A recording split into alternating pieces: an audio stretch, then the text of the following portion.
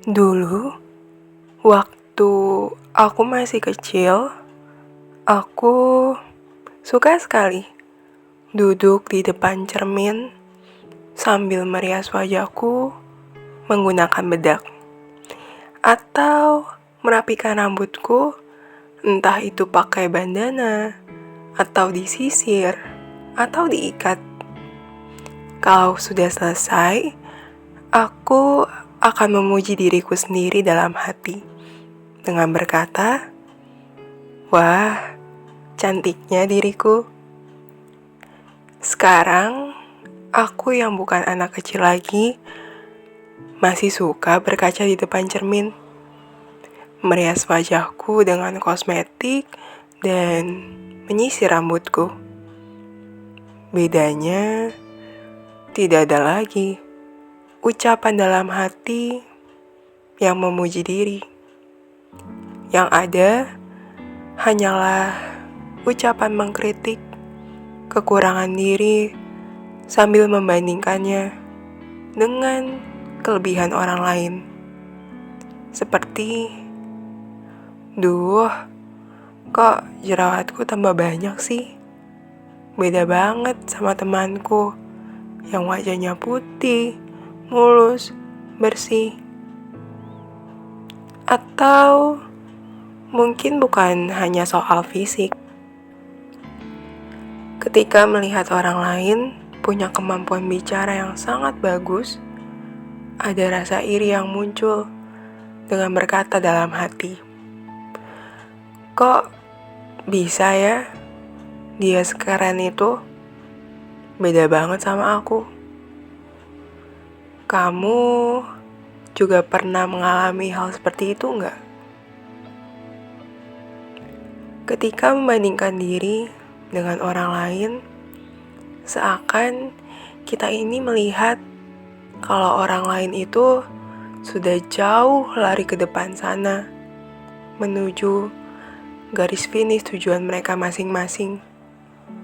Sedangkan kita masih jalan di tempat, belum berpindah sama sekali. Hanya jalan di tempat. Rasanya, kalau mau membandingkan diri sendiri dengan orang lain itu, kayaknya gak akan ada habisnya ya. Tahu gak sih, dengan kita sering membanding-bandingkan diri, bisa jadi itu tanda kalau kita ini belum mencintai diri kita sendiri. Kali ini, aku, Gladys Aprilia, akan membahas seputar self-love. Supaya kamu, supaya aku, dan supaya kita semua bisa belajar untuk mencintai diri kita sendiri. Self-love adalah suatu istilah yang aku yakin sudah sangat familiar di telinga kita semua. Bahkan mungkin beberapa dari kita sudah tahu dan sudah paham betul tentang self-love. Tapi yang menjadi pertanyaan adalah, sudahkah kita self-love? Self-love atau mencintai diri artinya kita ini mengenali, menghargai, menyayangi, dan menerima setiap baik buruknya diri kita ataupun kurang lebihnya diri kita sendiri dengan tulus. Kedengarannya, self-love itu mudah ya buat dilakukan. Tapi kenyataannya justru sebaliknya.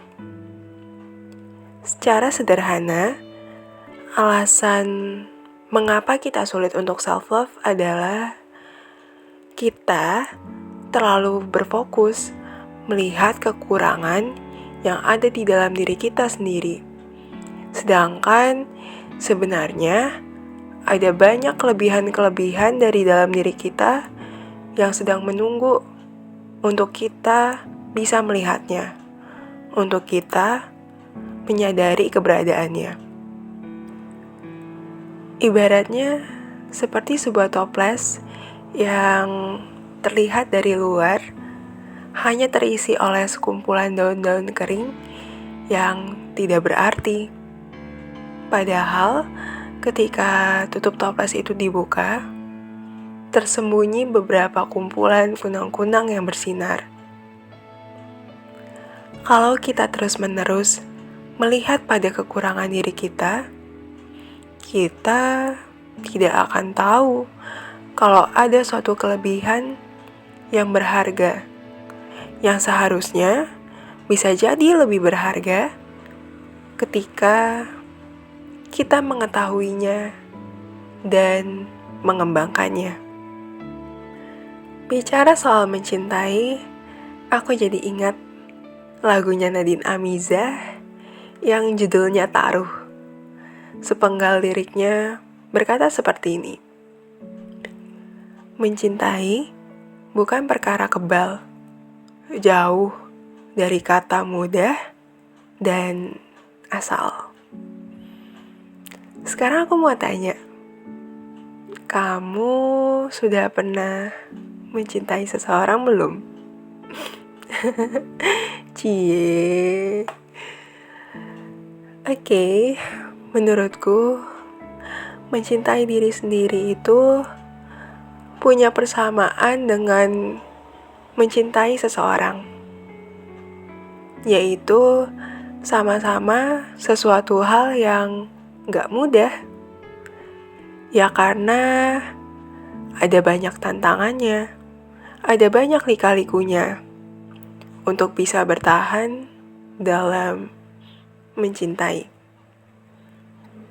Bahkan aku rasa mencintai diri sendiri itu jauh lebih sulit daripada mencintai seseorang lain.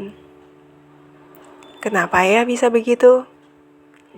Jawabannya karena kita ketika dengan orang lain, kita hanya memberi penilaian sebatas dari apa yang kita lihat dan kita tahu.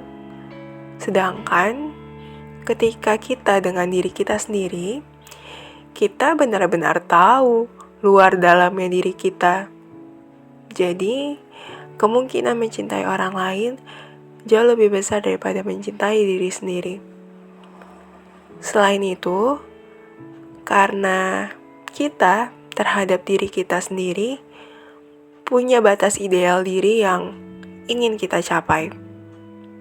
Semakin jauh dari batas ideal itu, maka akan semakin sulit pula untuk kita mencintai diri kita sendiri. Sedangkan ke orang lain, belum tentu kita memberikan batas ideal seperti yang kita lakukan ke diri sendiri. Ada yang bilang, hendaknya kita mencintai diri sendiri terlebih dahulu sebelum mencintai orang lain. Aku lumayan setuju dengan pernyataan itu, karena bisa jadi kita akan merasa rendah diri ketika lebih dahulu mencintai seseorang lain daripada mencintai diri sendiri. Aku suka dengan kalimat yang mengatakan, bagaimana bisa orang lain mencintai dirimu, sedangkan kamu sendiri belum mencintai dirimu. Kalimat ini menyatakan bahwa penting sekali untuk mencintai diri sendiri. Ketika kita mencintai, menghargai diri kita sendiri, maka orang lain pun juga bisa melakukannya.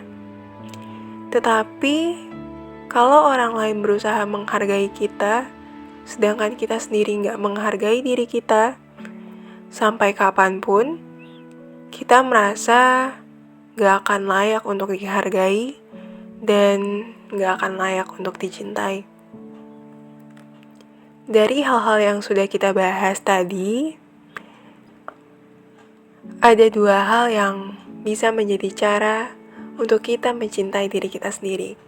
Yang pertama, ketika kita merasa kurang, jangan hanya membandingkan kekurangan kita dengan orang lain, tetapi bergeraklah untuk meningkatkan bagian kualitas diri kita yang lain yang bisa kita tingkatkan. Sejatinya, tiap-tiap orang punya porsi lebih kurang mereka sendiri. Syukuri, terima, dan kelola apa yang sudah menjadi porsi kita sendiri. Yang kedua, coba lihatlah sisi lain dari diri kita. Jangan hanya fokus pada satu sisi, karena ada banyak sisi yang juga layak untuk kita lihat dan kita pedulikan.